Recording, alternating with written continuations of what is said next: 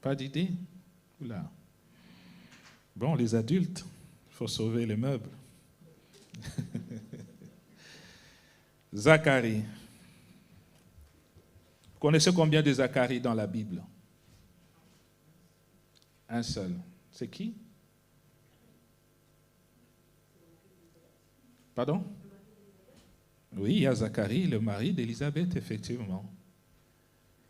Le père de Jean-Baptiste, effectivement.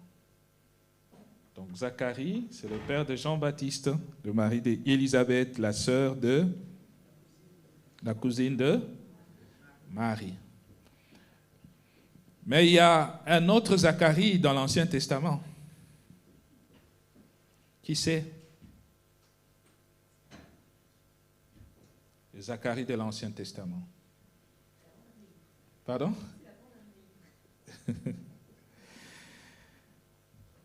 Mais c'est le prophète. Mais tu vas les dire, il fallait les dire. Hein?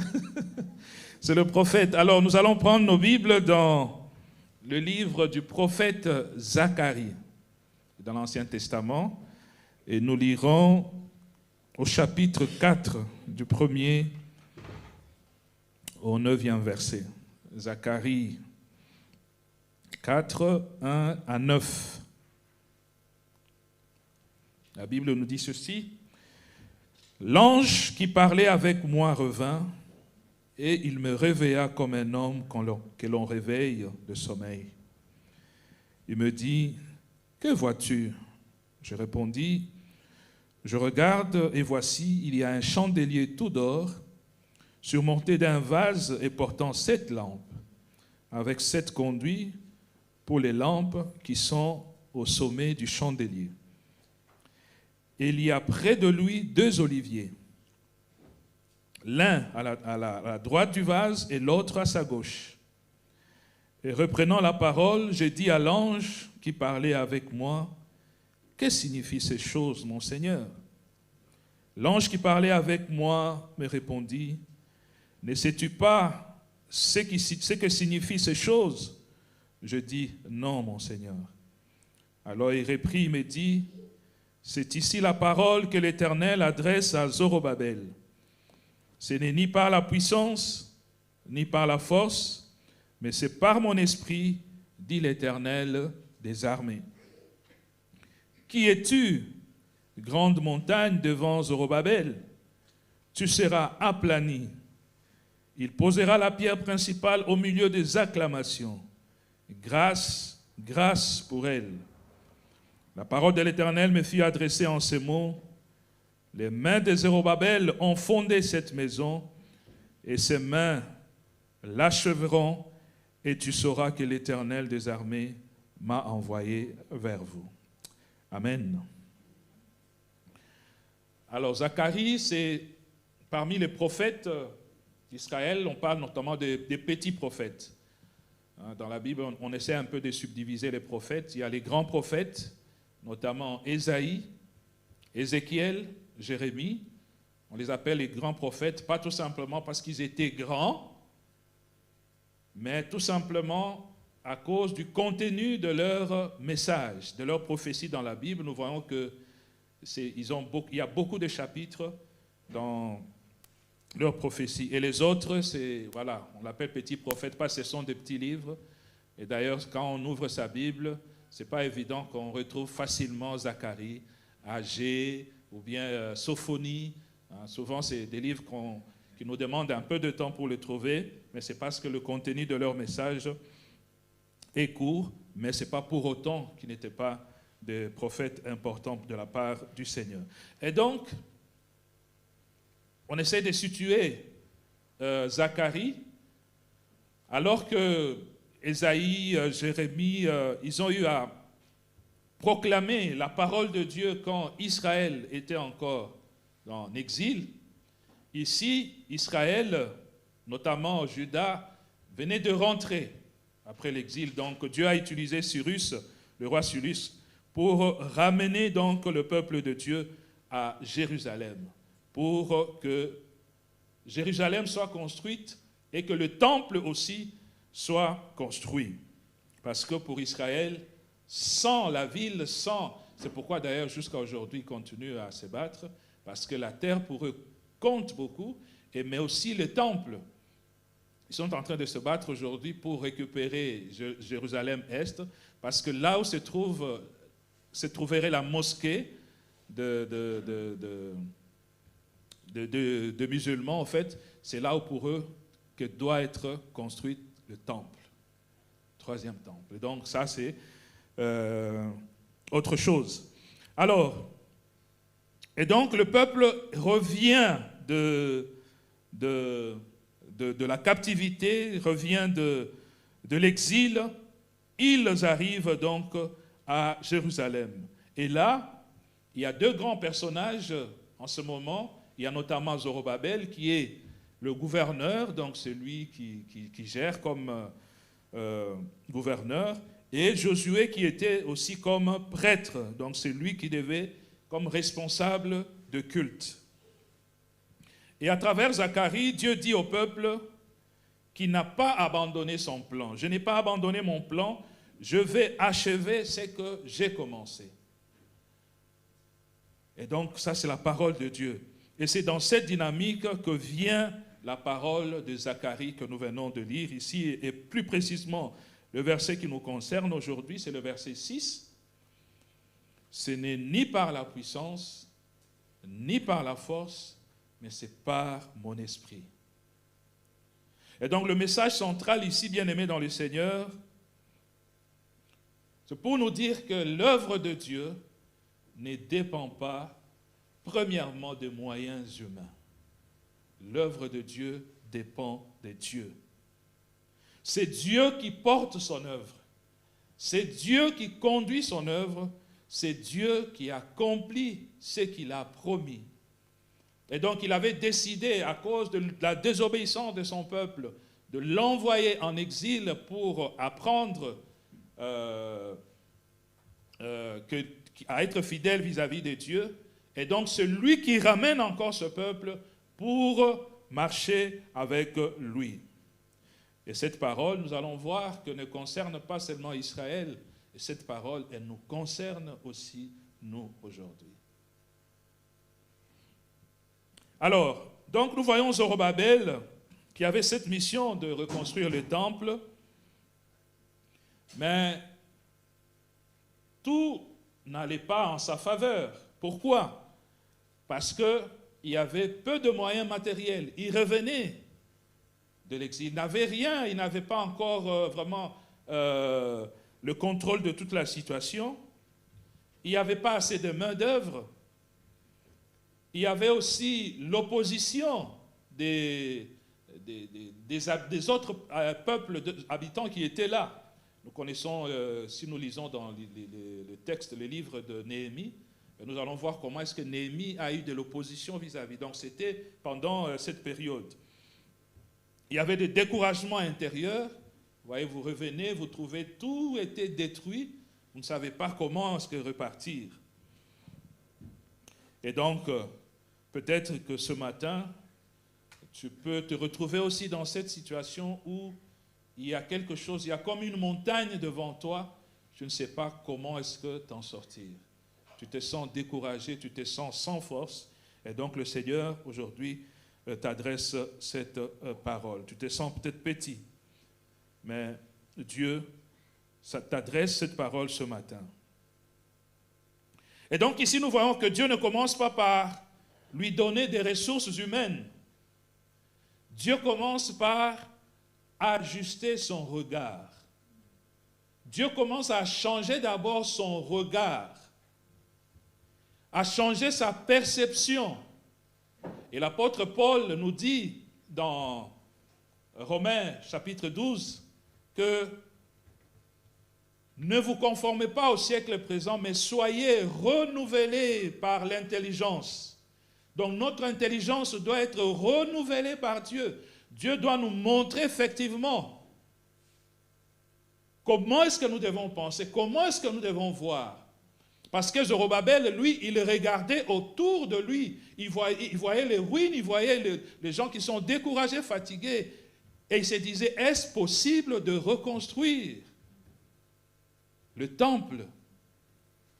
Donc il était inquiet. Et donc Dieu commence par ajuster son regard. Dieu commence par changer sa perception, changer son cœur bien-aimé dans le Seigneur. Et nous allons voir dans ce texte 3 affirmations qui sont fortes. La première affirmation, c'est « ce n'est ni par la puissance ». Ce n'est pas par la puissance. Parce que Zorobabel, il pensait peut-être qu'il fallait avoir du monde. Il fallait avoir beaucoup de gens pour pouvoir accomplir l'œuvre de Dieu. Il fallait une certaine organisation, il fallait une certaine structure. Oui, c'est bien, mais cela ne suffit pas pour accomplir l'œuvre de Dieu. Dieu ne dit pas que l'organisation est mauvaise ou bien inutile. Mais Dieu dit que ce n'est pas le commencement. Ce n'est pas par là qu'on doit commencer. Ce n'est pas la source pour accomplir son œuvre. Et donc, bien-aimés dans le Seigneur, une église peut avoir une très bonne organisation, une très bonne structure, tout ce que vous voulez, chacun à sa place, mais il peut manquer quelque chose. Et nous l'avons dit la fois passée, dans notre message, que la première des choses, dans notre mission, le fait d'être debout pour la mission, c'était quoi? Pardon? Oui, ça c'est la mission, mais pour arriver à accomplir cette mission, qu'est-ce qu'il faut? Avant tout. Comment est-ce que les ossements se sont relevés? C'était par quoi? Oui? Oui, la foi, ça vient après, mais avant? Oui, la parole et qu'est-ce qui a été intervenu? L'esprit, effectivement. Le souffle de Dieu. Le souffle de Dieu. Donc, par le souffle de Dieu, bien-aimé dans le Seigneur, sans l'esprit, et donc, il n'y a pas de vie.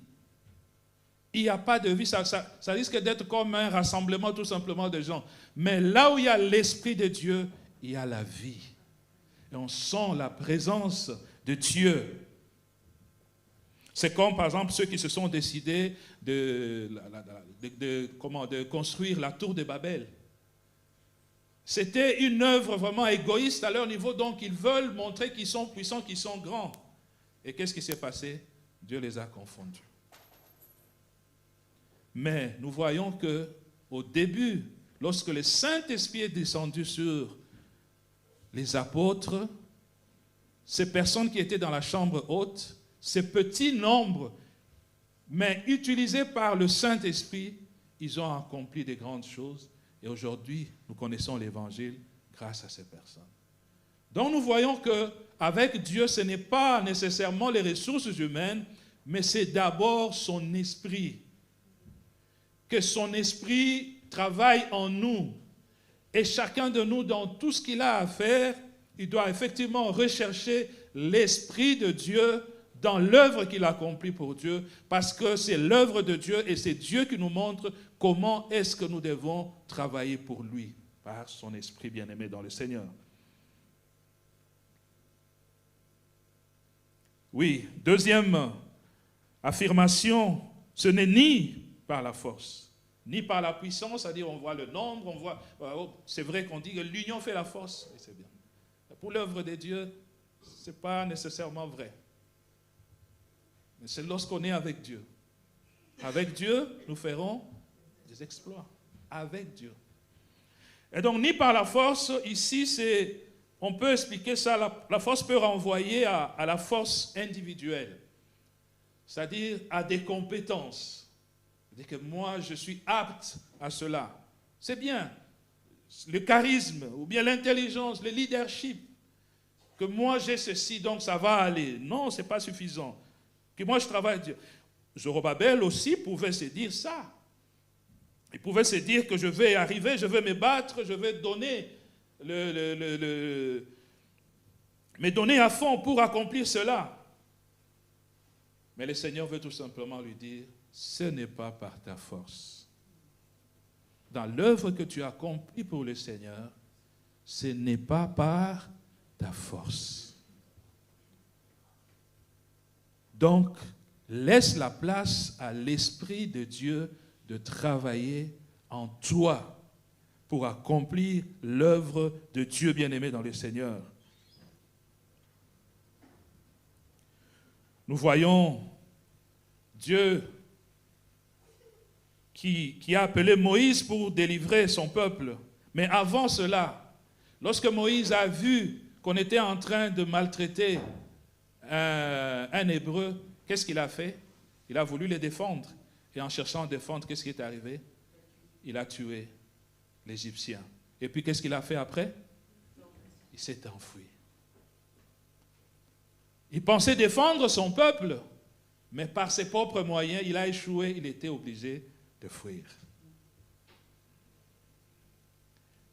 Élie, alors qu'il venait d'accomplir un grand miracle, il a suffi tout simplement de la menace de Jézabel, il s'est enfui, alors que c'est le même Dieu qui a accompli avec lui le miracle. Pierre, la même chose, on le dit toujours, il voulait défendre Jésus par l'épée. Il prend l'épée, il coupe l'oreille. Et Jésus remet, il dit non, ce n'est pas ce combat-là dont j'ai besoin. Oui, bien-aimés dans le Seigneur, nous pouvons effectuer des efforts, mais si nous les faisons de nous-mêmes, nous n'allons pas aboutir à accomplir la volonté de Dieu. Ce n'est ni par la force, ni par la puissance, mais par mon esprit. Troisième affirmation donc, mais par mon esprit. L'Esprit Saint bien-aimé dans le Seigneur est le cœur, il est la source de l'accomplissement de l'œuvre de Dieu. Et même au commencement, la Bible nous dit que l'Esprit de Dieu se mouvait au-dessus des eaux. Mais par mon esprit. Qu'est-ce que Dieu veut nous dire par là? Par mon esprit. Dieu veut nous dire que l'œuvre lui appartient. C'est son œuvre à lui. L'œuvre est mienne. Le temple que Zorobabel veut construire, c'est le temple de Dieu. Et donc, il doit suivre effectivement l'Esprit de Dieu pour la construction de ce temple-là. Puisque c'est l'œuvre de Dieu, Dieu n'abandonne jamais son œuvre. Alléluia. Parfois, nous pouvons être tristes pour ceci parce que tel est parti, tel on ne le voit pas, tout ça. Mais Dieu n'abandonne jamais son œuvre. Depuis que cette œuvre a commencé, il y a cela 2000 ans, son œuvre continue à grandir jusqu'à ce jour. Amen. Et donc Dieu n'abandonne pas son œuvre.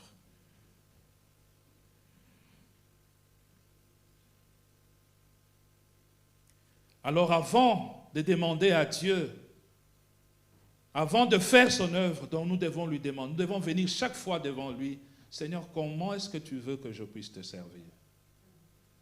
Comment est-ce que tu veux que je puisse mettre au service de l'Église ce que tu as mis en moi? Comment, de quelle façon tu veux? Et si on a cette soif de le faire, Dieu va nous aider. Parce que souvent on se dit, mais comment est-ce que je vais faire? Non. La première démarche, c'est parler au Seigneur. Seigneur, montre-moi comment est-ce que je veux faire. L'apôtre Paul, lorsqu'il a rencontré le Seigneur sur le chemin de Damas, tout ça, pendant qu'il était en train d'aller pour persécuter l'Église de Dieu, Dieu se révèle à lui. Dans, je pense, Apocalypse 9, le verset 6, Paul dit, Seigneur, que veux-tu que je fasse? C'est que cela soit notre prière dans ce que nous avons à accomplir pour le Seigneur. Seigneur, que veux-tu que je fasse? Lorsque Dieu a demandé à son peuple de quitter l'Égypte, c'était son œuvre. Et donc cela a suffi. Parce que lui seul était capable d'amener jusqu'à bout cette œuvre-là. Et lorsqu'il a dit, il l'a fait, et même devant des obstacles inimaginables. Et donc Dieu a tracé un chemin dans la mer pour que son peuple traverse. Donc quand Dieu commence une œuvre, il va jusqu'au bout. Bien-aimés dans le Seigneur. Donc premièrement, l'œuvre est à lui. Deuxièmement, les moyens aussi sont à lui. Ce n'est ni par la force, ce n'est pas par votre force. Les moyens aussi sont à lui. Dieu donne la force, Dieu donne la sagesse, Dieu donne l'intelligence, Dieu donne les moyens. Tout lui appartient. La force, on a eu ça dans les textes de psaume tantôt. La force et la puissance, tout cela lui appartient. Bien-aimé dans le Seigneur. Et j'aime toujours cette image de Dieu qui utilise Gédéon. Et donc Gédéon, quand il appelle Gédéon, Gédéon mobilise à peu près 10 000 personnes pour la guerre. C'est tout à fait normal. Pour une guerre, pour se battre, plus on est nombreux, certainement on gagne selon la logique humaine. Mais Dieu va lui dire, il faut écarter ceux qui sont peureux, il faut écarter ceux qui aiment le confort. Ça veut dire que quand pour prendre de l'eau, ils doivent s'asseoir pour boire, il les a écartés. Des 10 000, il en est resté seulement 300. Donc, on voit que ici, c'est Dieu qui lui donne le moyen. Les 300 suffisaient pour Dieu. C'était ça, pour accomplir l'œuvre de Dieu, 300 ont suffi. Et nous allons voir ça. Pourquoi Dieu a fait cela? C'est pour que, nous allons voir ça par après, mais j'anticipe, c'est pour que Dieu, quand il agit avec nous, il nous met dans des conditions telles que nous ne puissions pas à la fin dire que c'est par ma force, c'est par ma puissance que j'ai accompli cela. Donc il lui donne 300 personnes qui vont combattre des multitudes. Et ils ont gagné. Et ils ont gagné. Et donc, bien-aimé dans le Seigneur, ne renonce pas parce que tu n'as pas les moyens. Demande-toi si Dieu a donné la mission. Si oui, les moyens viendront. Si tu es sûr que ce que tu fais pour le Seigneur, c'est lui qui a donné la mission, ne renonce pas parce que tu as vu des obstacles, mais persévère parce que c'est lui qui t'a donné cette mission-là, lui-même donnera les moyens pour accomplir la mission. Les moyens sont à lui. Il va susciter des personnes, il va créer des situations pour que cette mission s'accomplisse. La Bible dit que notre Dieu, c'est le Dieu qui change les temps et qui change les circonstances. Il peut changer, bien-aimé dans le Seigneur. Et donc, si on est sûr, parce que souvent aussi, nous nous lançons dans certaines choses par nous-mêmes, sans consulter Dieu, et nous voulons, en ce moment-là, associer Dieu dans ce que nous voulons. Non. Dieu veut que la démarche soit autrement. C'est-à-dire que nous puissions, qu'il puisse nous inspirer, qu'il puisse nous convaincre, alors nous allons avec lui. Vous voyez, à un moment, Moïse a dit à Dieu, si tu n'es pas avec nous, ne nous laisse pas avancer. Ne nous laisse pas avancer. Pourquoi les nations, toutes les nations là vont se moquer, voilà leur Dieu, ainsi de suite. En fait, c'est comme si Moïse a mis Dieu devant un fait accompli. Il ne voulait pas avancer s'il n'était pas sûr que Dieu était avec lui. Et puis il a dit, Seigneur, fais-moi voir ta gloire. Fais-moi voir ta gloire. Si tu es avec moi, oui, fais-moi voir ta gloire. Et Dieu s'est manifesté, il pouvait continuer la mission. C'est vrai qu'il a été déjà appelé, mais il peut arriver effectivement dans notre cheminement avec Dieu, nous rencontrons des obstacles. Parfois, nous pouvons nous demander, est-ce que c'est vraiment la mission du Seigneur qui m'a confié? En ce moment, nous avons besoin de la force du Seigneur pour nous aider à pouvoir continuer et à avancer, bien-aimés dans le Seigneur. Dieu, comme je l'ai dit, Dieu donne les moyens. Nous en avons parlé l'année passée, comment Dieu a nourri son serviteur, Élie. pendant la sécheresse, il a utilisé une veuve qui n'avait plus rien. Mais Dieu l'a utilisé pour nourrir. Donc Dieu peut utiliser tous les moyens possibles pour que vous puissiez être à même d'accomplir sa mission. Amen. Donc ne renoncez pas. Troisièmement, qu'est-ce que Dieu veut nous dire par mon esprit? Dieu veut aussi nous dire que le temps lui appartient. Le temps lui appartient. Dieu n'agit pas trop en retard ou bien trop en avance. Dieu, il agit au moment convenu.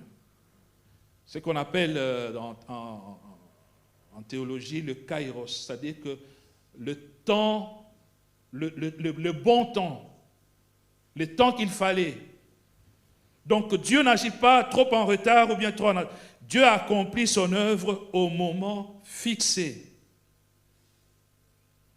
Même si les horloges vous semblent vous dire autre chose. Même si vous voyez que le temps est en train d'avancer, d'aller plus loin. Dieu est le maître de temps. Et ceux qui étaient à l'intercession, je partageais un témoignage.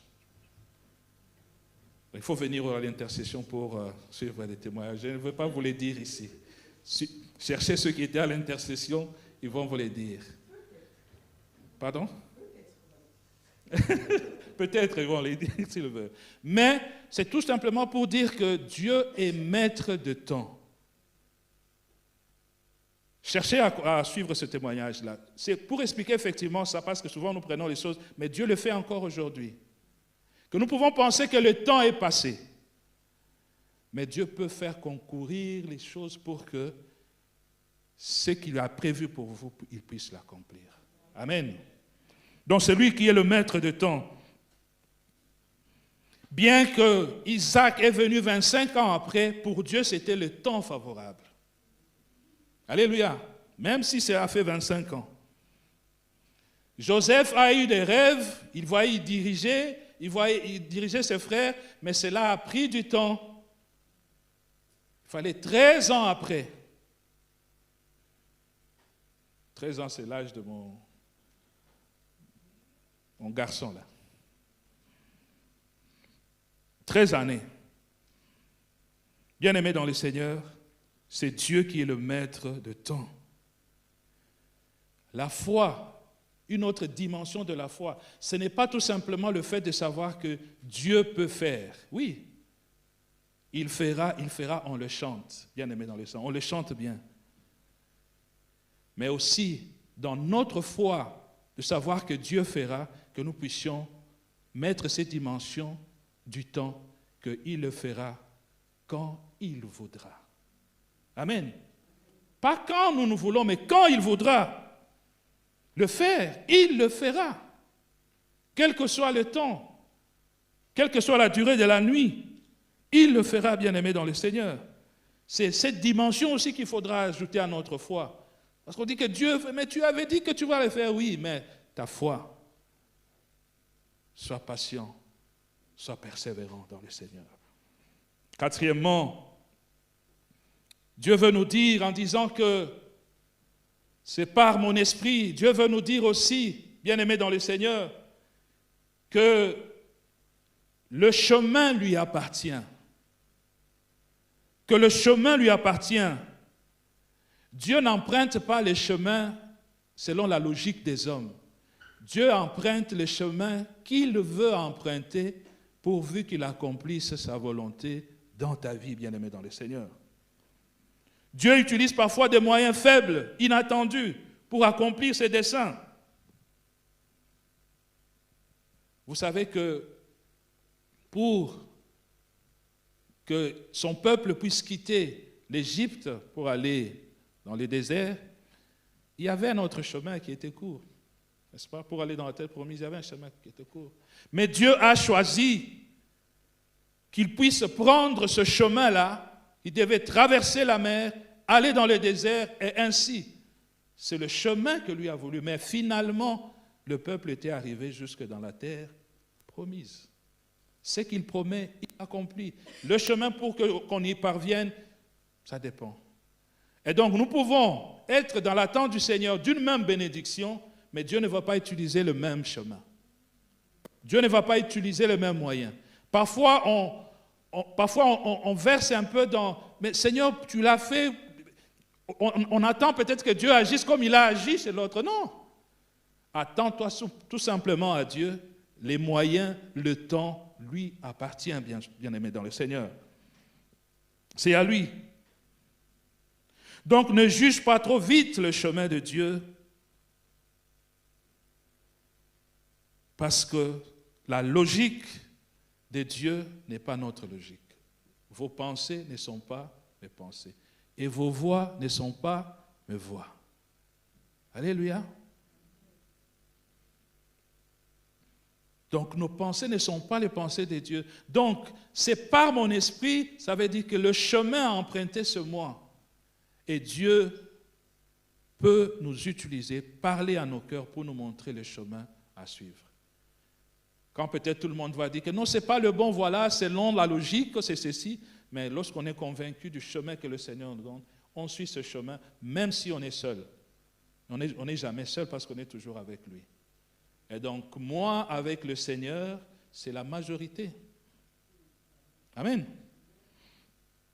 Et cinquièmement, c'est par mon esprit, ça veut dire aussi, la gloire me revient à moi. Alléluia. Que la gloire m'appartient. C'est à moi que revient. C'est comme ça le psalmiste pouvait dire, non Seigneur, non pas à nous Seigneur, mais à ton nom. Donne gloire. Quand ce n'est pas l'homme qui peut se vanter, c'est Dieu qui est glorifié, bien-aimé dans le Seigneur. C'est pourquoi je vous ai donné l'exemple de Gédéon. Et donc, dans cette histoire de Gédéon, c'est l'Éternel qui est Dieu. Élie, quand il a accompli le miracle avec le prophète, le feu est descendu du ciel, le peuple a crié, c'est l'Éternel qui est Dieu. Et c'est Dieu qui est glorifié, et pas personne. Et Dieu dit dans sa parole, qui ne partage pas sa gloire avec les hommes. Et donc là, ça nous invite à beaucoup d'humilité, bien-aimés dans le Seigneur, dans tout ce que nous pouvons faire. C'est à moi, c'est à Dieu que revienne la gloire. La force que nous avons, même pour parler, pour marcher, pour faire quoi que ce soit, cette force nous vient de Dieu. Vous connaissez cette personne, ce riche dont on parle dans le Nouveau Testament, qui avait beaucoup récolté, ses greniers étaient remplis, il était trop fier de lui, il était en train de réfléchir à comment agrandir, tout ça, ça lui appartenait. Et Dieu lui parle que cette nuit, ta vie te sera ôtée. Et donc, tout ce qu'il avait comme projet, il n'a pas pu le réaliser parce que Dieu a retiré son souffle. Et donc, à Dieu seul la gloire. Gloire te soit rendue, Seigneur. Pour ça, ok, à toi seul soit la gloire. À toi seul. Donc, et c'est comme ça que je diminue afin qu'il croisse. Que nous puissions diminuer afin que Dieu croisse, que les gens voient Dieu et qu'il glorifie son nom. Et des fois, bien aimés, si nous commençons à voir que les gens commencent à beaucoup parler de nous, faisons attention. Surtout dans l'œuvre de Dieu, laissons que les gens puissent voir l'œuvre de Dieu à travers nous.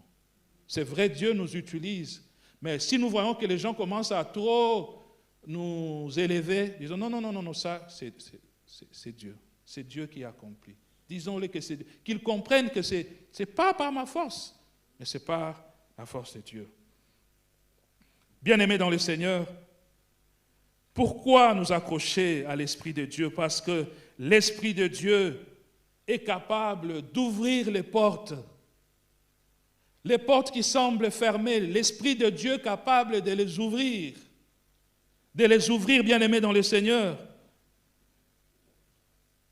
Nous avons parlé l'autre fois de l'histoire de Philippe et ses eunuques éthiopiens. Dieu a parlé à Philippe. Il s'est retrouvé donc avec cet eunuque éthiopien qui avait besoin d'être éclairé par la porte. Mais c'était une façon aussi que l'évangile puisse sortir de Jérusalem pour aller ailleurs. Dieu ouvre les portes. Et Paul en parle comment Dieu ouvre les portes, bien-aimés dans le Seigneur. Et nous sommes appelés à nous attacher à l'Esprit de Dieu pour qu'il nous ouvre les portes. Qu'il nous ouvre les portes des Nimi, qu'il nous ouvre les portes, je ne sais pas d'où, bien-aimés dans le Seigneur. L'Esprit de Dieu capable, il sait toucher les cœurs, il sait toucher les vies, bien-aimés dans le Seigneur. L'Esprit convainc les cœurs. C'est l'Esprit qui convainc. Je l'ai toujours dit, j'ai commencé à aller à l'église, j'étais petit. Je commençais à l'église tout petit. Mais c'est à 18 ans que j'ai entendu vraiment la voix de Dieu. Alléluia. Et dans tout ce temps, j'étais dans l'église. Et donc, c'est l'Esprit de Dieu. Et je ne sais jamais expliquer comment est-ce que c'est arrivé.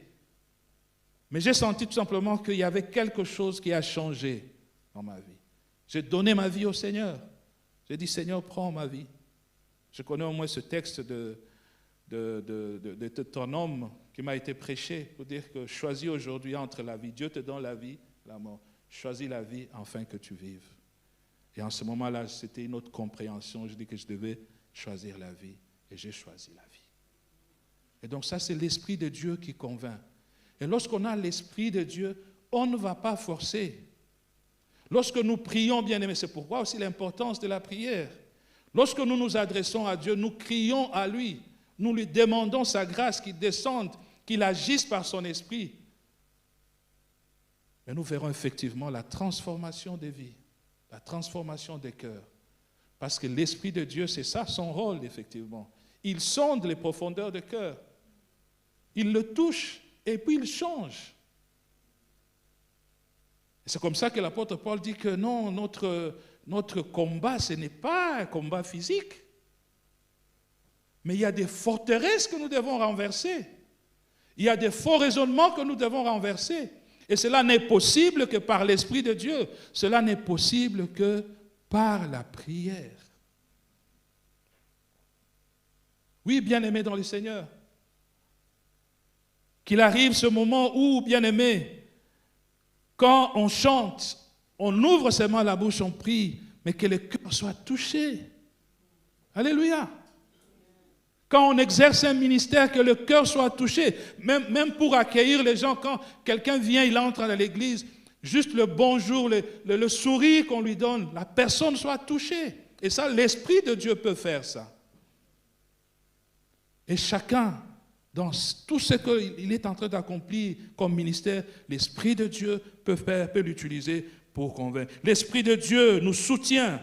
Quand c'est difficile, l'Esprit de Dieu vient à notre secours. L'Esprit de Dieu renouvelle quand on est fatigué. Il peut arriver qu'on se sente vraiment fatigué, épuisé.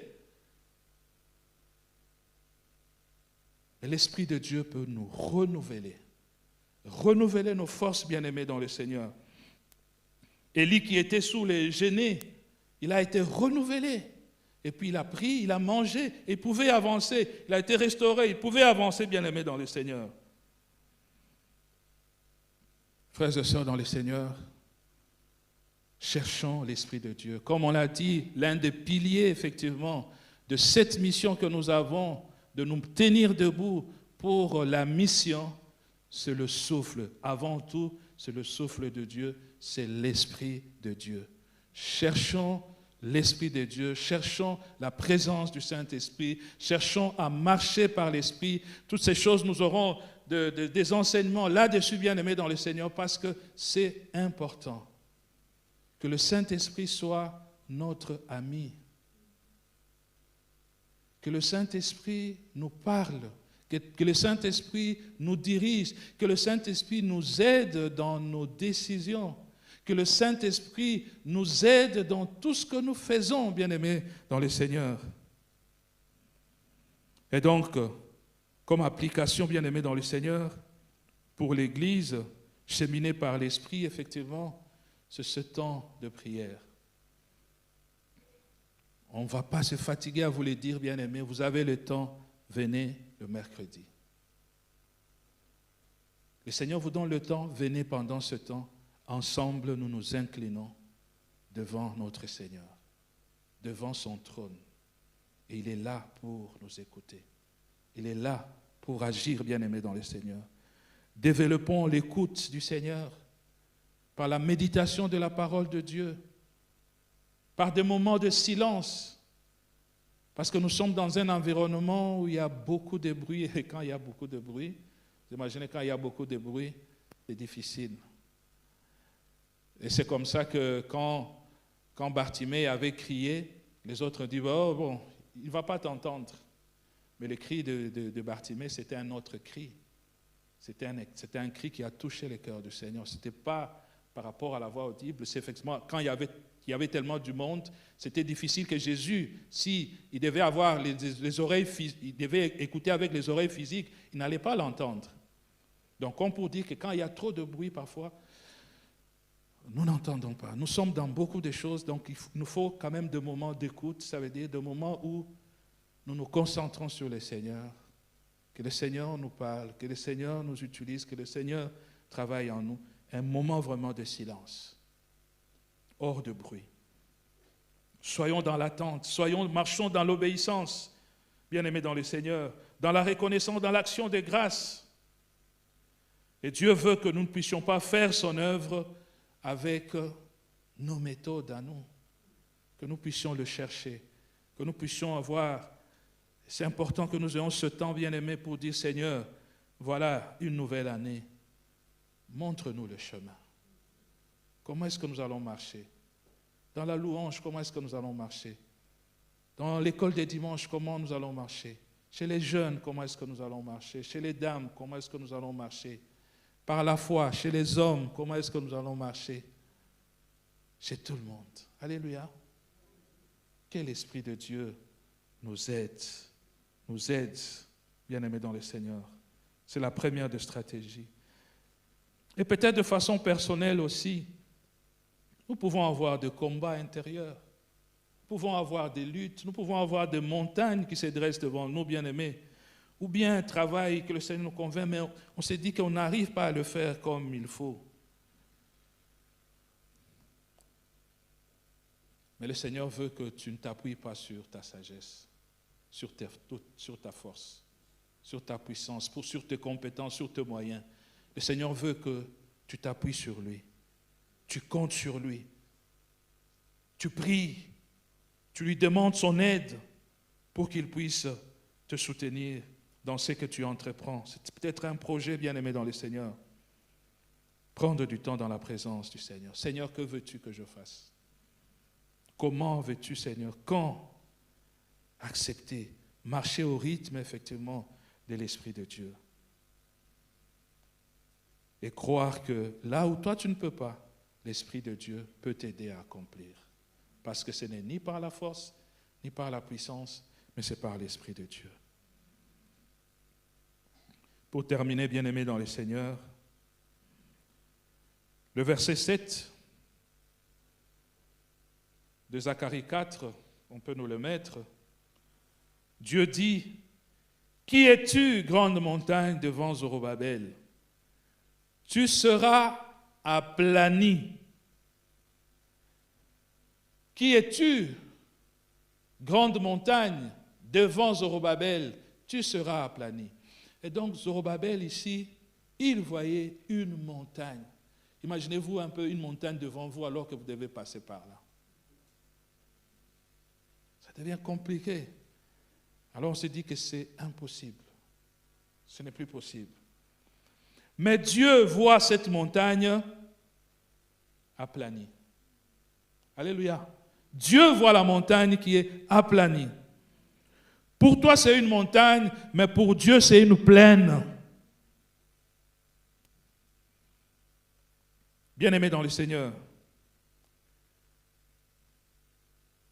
la clé, la victoire, la clé, ce n'est pas la taille de cette montagne-là, mais la clé, avec qui est-ce que tu marches?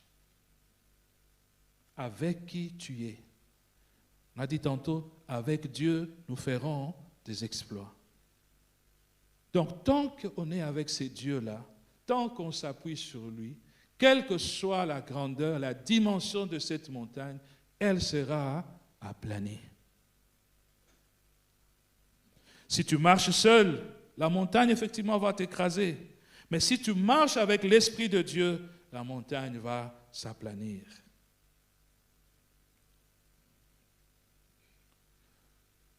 Je m'imagine le peuple de Dieu en train de fuir l'Égypte pour sortir, et devant eux, la mer.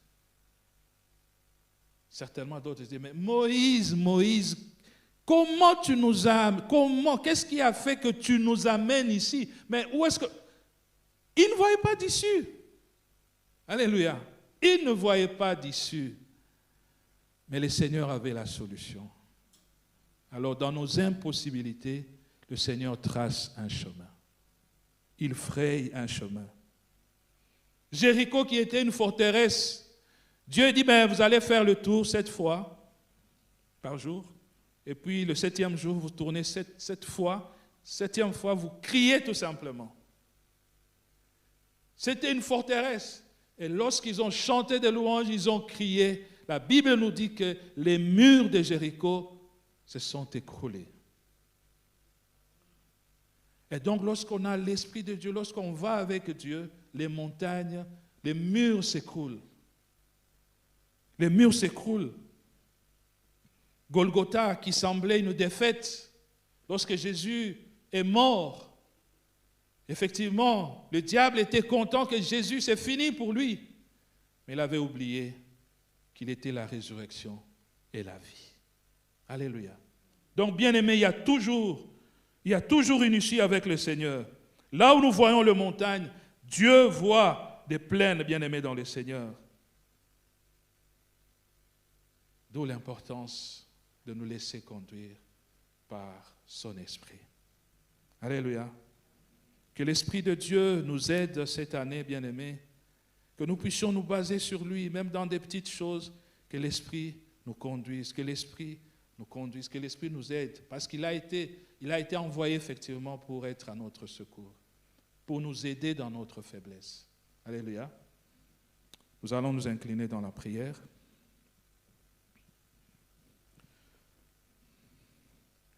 Nous allons chanter ce chant, « J'ai soif de ta présence ».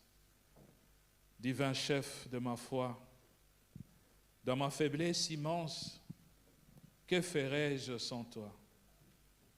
Chaque jour, à chaque heure, j'ai besoin de toi.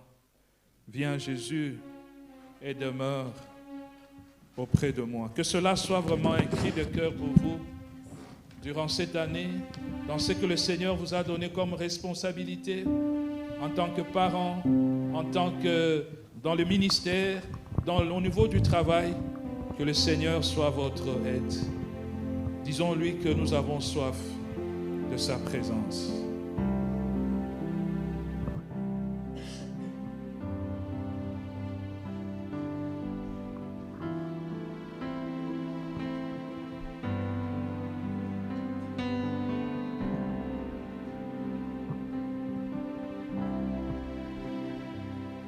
J'ai soif de ta présence, divin chef de ma foi, dans ma faiblesse immense, que ferais-je sans toi? Chaque jour, à chaque heure, oh, j'ai besoin de toi. Viens Jésus et demeure auprès de moi. J'ai soif de ta présence. Soif de ta présence, divin chef de ma foi, dans ma faiblesse immense,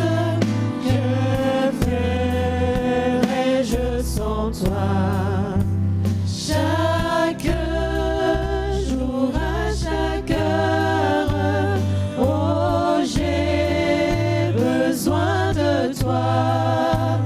Viens Jésus et demeure auprès de Chaque jour, moi. à chaque heure. Chaque jour, à chaque heure, oh j'ai besoin de toi. Viens Jésus et demeure auprès Encore une fois, de chaque jour, à moi. chaque heure. Chaque jour, à chaque heure, oh j'ai besoin de toi. Viens Jésus et demeure auprès de moi. Seigneur, telle est notre prière, Seigneur, ce matin. Telle est la prière de ma sœur et de mon frère, Seigneur, ce matin.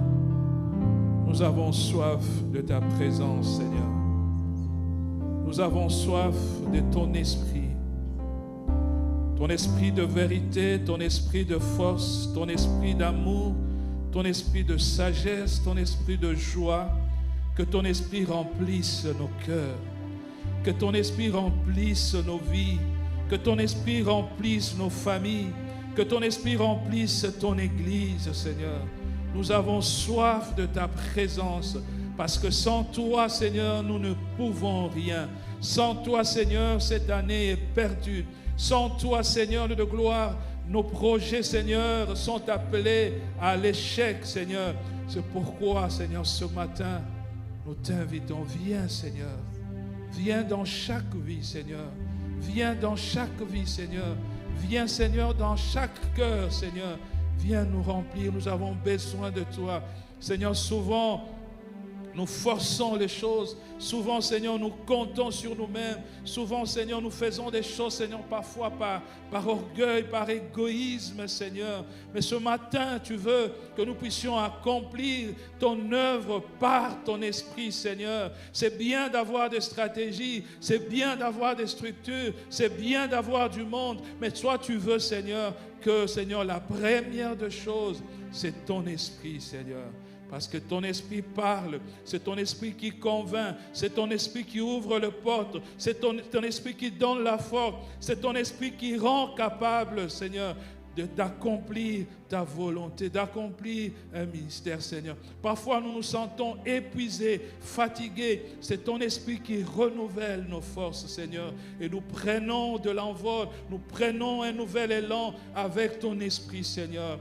Et durant cette année, Seigneur, nous te prions, viens, Seigneur. Viens, Seigneur, nous voulons marcher avec toi. Nous voulons travailler avec toi. Nous voulons avancer avec toi. Nous voulons que tu sois notre compagnon de tous les jours. Nous voulons que tu puisses nous éclairer. Nous voulons que nous puissions t'exprimer les pensées de nos cœurs et que tu nous orientes, tu les alignes selon la parole de Dieu. Nous voulons marcher dans tes voies, Seigneur. Nous voulons accomplir des merveilles avec toi, Seigneur. Nous voulons marcher aussi, Seigneur, dans l'humilité, Seigneur, pour te laisser la gloire. Le temps, Seigneur, t'appartient.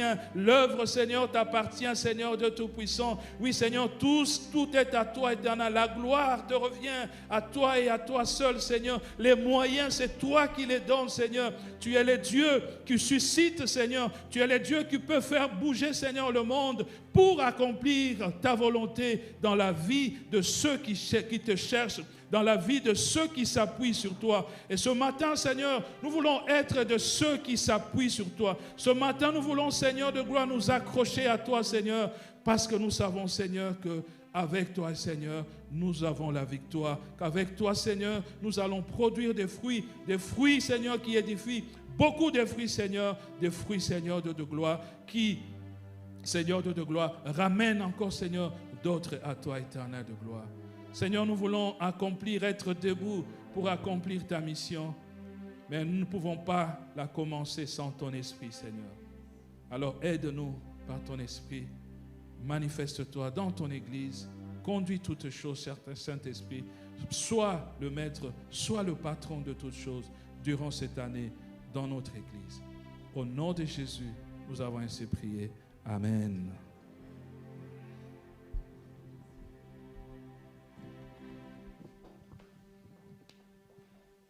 merci pour cette parole qui nous rappelle que ce n'est pas pour notre propre force que nous allons aller, mais avec la force et avec l'Esprit du Seigneur. Amen.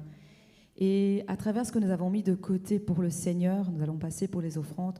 Nous voulons être dans cette continuité et dire au Seigneur, oui Père, il est bon de te servir et je veux marcher avec toi et dire oui, prends ma vie Seigneur, elle est toute à toi. Que nous soyons vraiment consacrés à 100% pour le Seigneur, comme lui, il a plus de 100, il a 1000, à 10 000% pour nous. Alors préparons ce que nous avons mis de côté pour le Seigneur et chantons ce chant comme un engagement aussi.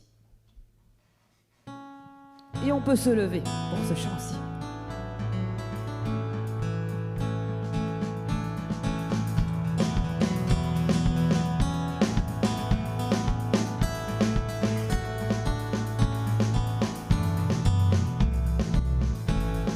Qu'il fait bon à ton service, Jésus mon sauveur, qu'il est doux le sacrifice que t'offre mon cœur, qu'il fait bon à ton service, Jésus mon sauveur, qu'il est doux le sacrifice que t'offre mon cœur. Oh, Jésus prends ma vie, oh, Jésus prends ma vie, Seigneur, est tout à toi. Et dans ta grâce infinie, du mal garde-moi. Mon désir, mon vœu suprême, c'est la sainteté. Rien je ne veux et je n'aime que ta volonté. Oh, prends ma vie, oh, Jésus, prends ma vie, Seigneur, elle est tout à toi. Et dans ta grâce infinie, du mal garde-moi. Comme l'ange au vol rapide, je veux te servir. Les yeux fixés sur mon guide, toujours obéir. Oh, prends ma vie, oh, Jésus, prends ma vie, Seigneur, elle est tout à toi. Elle est tout à toi, Jésus. Et dans ta grâce infinie, du mal garde-moi.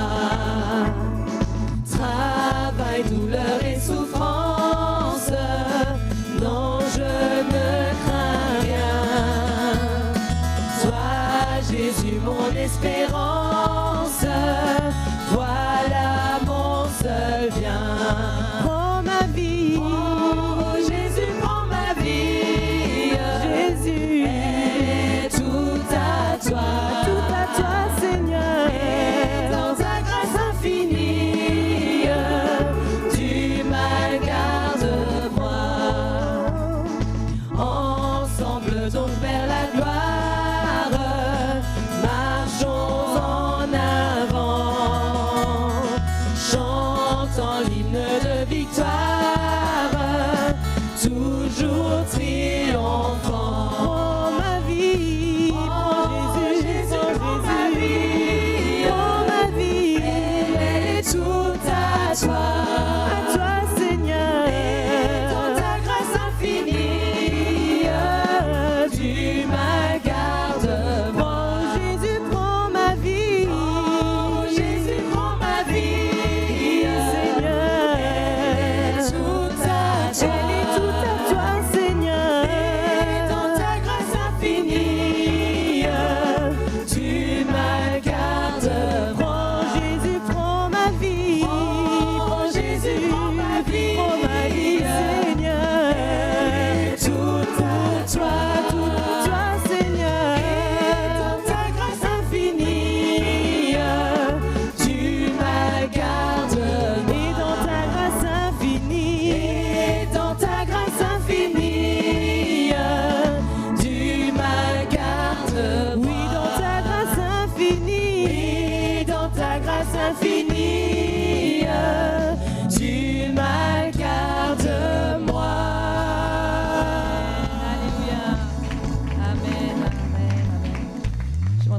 souci. Est-ce que tu veux bien prier pour cette offrande? Merci Seigneur pour ce moment que tu nous as donné, Seigneur. Merci pour les personnes qui ont participé, Seigneur, pour l'avancement de ton œuvre, Père Tout-Puissant. Seigneur, aide également ceux qui n'ont pas pu, Seigneur, d'avoir, Seigneur, la possibilité de participer, Seigneur, pour les autres occasions, Papa. Nous te disons merci, Seigneur. Merci pour cette offrande, Seigneur. Que cette offrande sert pour ton œuvre, Seigneur, Dieu de gloire. Oui, Seigneur, nous te donnons tout, Seigneur, tout ce que nous avons, Seigneur. Sois élevé à jamais, sois glorifié, Seigneur. Au nom puissant de ton Fils Jésus-Christ. Amen. Amen. Vous pouvez prendre place. Je vais laisser la place à Muriel pour les annonces. Oui, merci. Bonjour à tous. Nous célébrons l'anniversaire de quelqu'un aujourd'hui, de Laëlle. Amen. Est-ce que quelqu'un d'autre a célébré son anniversaire au cours de la semaine? Il y a aussi Martine, mais elle n'est pas là. Donc nous allons chanter pour Laëlle et que le Seigneur vraiment te bénisse. 13 ans, c'est ce que le pasteur nous a dit aujourd'hui.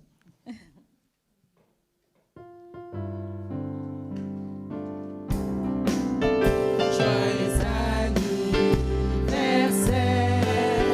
joyeux anniversaire, joyeux anniversaire, Laëlle, joyeux anniversaire. Jésus veille sur toi, Jésus veille sur toi, Jésus veille sur toi, Laëlle, Jésus veille sur toi. Sois fidèle à Jésus, sois fidèle à Jésus, sois fidèle à Jésus, Laëlle, sois fidèle à Jésus.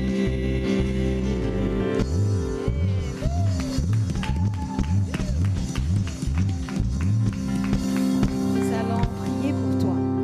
Seigneur, nous bénissons ton nom pour la vie de Laëlle, pour la vie de Martine également, Seigneur. Tu es le Dieu au contrôle de leur vie et nous bénissons ton nom parce que c'est une grâce de les avoir avec nous, faisant partie de cette famille, Seigneur. Que tu puisses conduire leur vie, sois au contrôle de tous leurs projets, Seigneur. Que Laëlle puisse être un jeune qui te soit agréable, Seigneur, dans sa marche envers toi, Éternel. Qu'il soit avec toi à tout moment et garde-le fidèle à toi. Garde également Martine fidèle à toi, Seigneur, et bénis sa famille, elle et toute sa famille. Que toute la gloire, Seigneur, ne revienne qu'à toi et à toi seul à travers eux.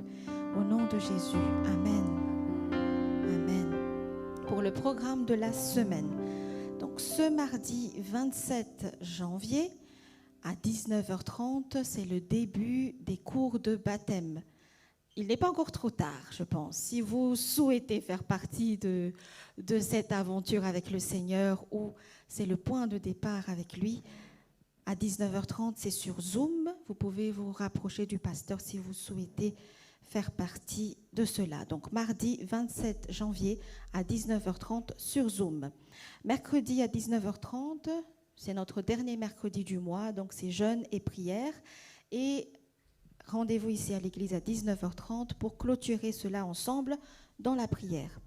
Vendredi 19h30, c'est la répétition du groupe de louanges. Dimanche, dès 9h30, il y a un moment d'intercession, suivi de notre culte de 10h à midi. Un petit rappel pour le camp des ados du 24 au 26 avril. Veuillez vous adresser à Tata Christelle pour le paiement. C'est important parce qu'on doit pouvoir donner donc l'avance à l'endroit où nous allons pouvoir réaliser donc ce camp des ados et des jeunes. Donc vraiment, parlez-en avec notre tantine Christelle. Et ici, je le dis déjà à l'avance, le culte des familles qui était prévu aujourd'hui se déroulera donc le 8 février. Donc le dimanche 8 février, vous pouvez déjà le mettre dans votre agenda pour tous les jeunes, pour tous les ados, pour tous les enfants. Donc dimanche 8 février, culte des familles. Voilà pour les annonces. Soyez bénis. Merci pour les annonces. Il reste 14 places pour les ados et les jeunes. Alors dépêchez-vous. On va terminer par ce chant. C'est un vieux chant, ça fait très longtemps en fait qu'on l'a chanté et c'est vrai qu'il est tellement fort. Ce refrain dit « Fraîche rosée descend sur nous ».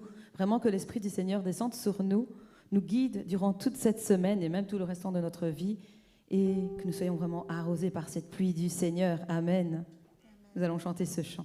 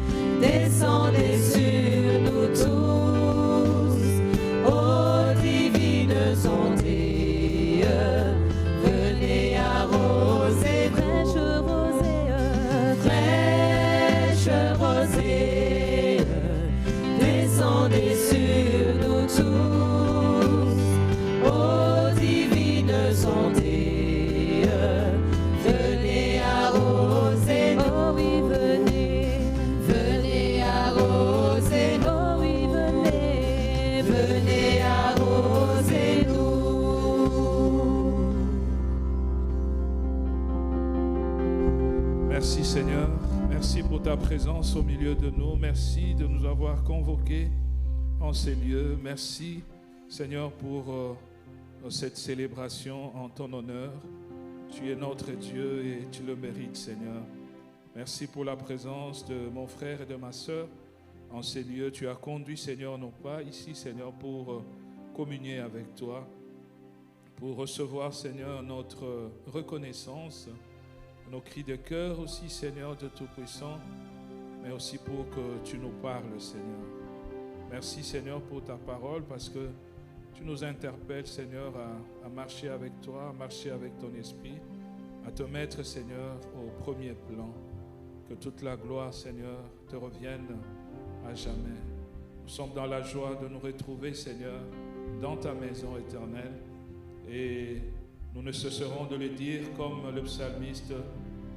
Nous sommes dans la joie quand on nous dit « Allons dans la maison du Seigneur ». Que ton nom soit béni pour chacun de nous, Seigneur.